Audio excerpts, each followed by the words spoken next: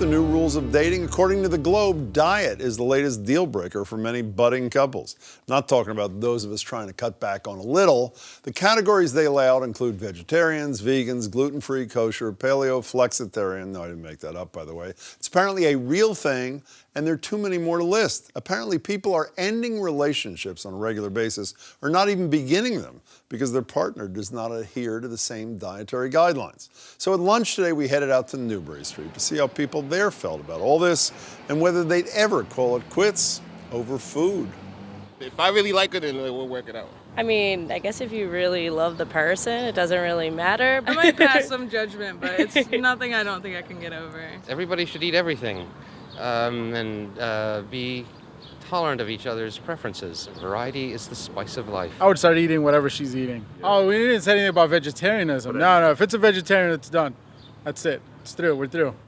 Turns out there are limits, I guess. Joining me to talk about this are Joan Salge-Blake. She's a spokesperson for the American Dietetic Association. She also teaches nutrition and healthy eating at Boston University. Nice to meet you. And Kevin Tobin, who became a vegan for love. And we see each other around the newsroom. Good to see you.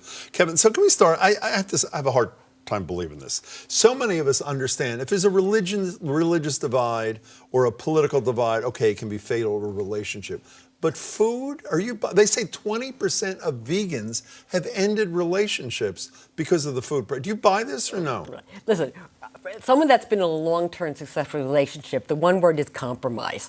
So really, when it comes to your diet and what you eat or not going to eat, there's got to be a compromise that everyone is happy. What if there's a moral thing, though? I mean, you're not a vegan or vegetarian because you feel like you don't want to be healthy, but morally, you don't think you should be killing animals. To do that, the person who sleeps in the same bed says, bring on a cow. Right. I mean, that could be a divide that maybe can't be bridged, yes? That's right, absolutely. If you morally feel that way, and you want that other person to have the same feelings, yes, that could be a problem. You got to work it out. Let's see if we can find somebody who's had that experience. Oh, there he is, Kevin. So you ate everything, is that right? This is true, yes. And then you became a vegetarian, is that true? This is true. And then tell us what happened next. My now fiancée girlfriend at the time, we were going to move in together, and she wanted to keep a cruelty-free household. Cruelty-free? Cruelty-free. Okay. And she had been a vegan for about a year, and I was a vegetarian for a year. And I transitioned, to move in with her. It was the compromise, and it snowballed from there. And so you're a vegan?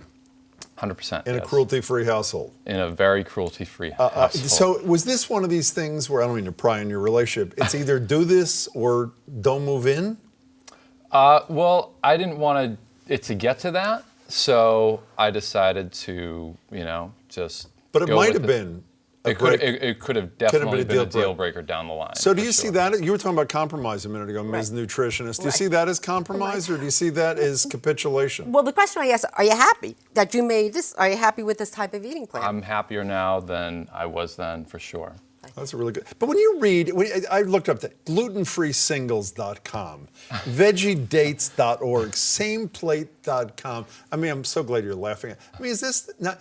I assume in some cases, like you and your partner, it's real. But in many cases, this is just faux BS. Is it not?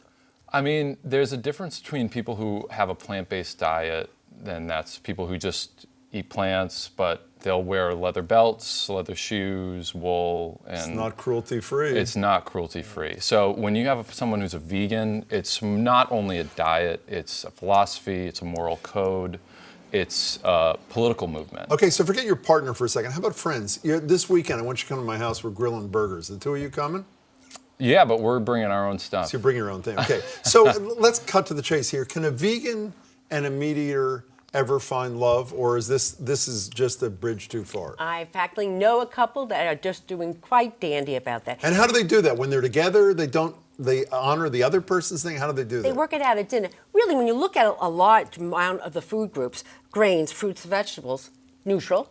And depending on if you're like a vegetarian, what kind of it, you can have dairy. So it's only that protein source. And what this couple that I know does is that he may have a meat source, and she has maybe a plant source, like beans. So the whole plate is the same. It's just that little section gets changed, and they can work it out. Sounds beautiful. Nice to see you. Pleasure to meet you. Good to meet Kevin, you. good to see you, too. Thank you know, the reason we haven't talked much in the newsroom is because I eat meat, and you're a cruelty-free household. But we will now. Nice to see you.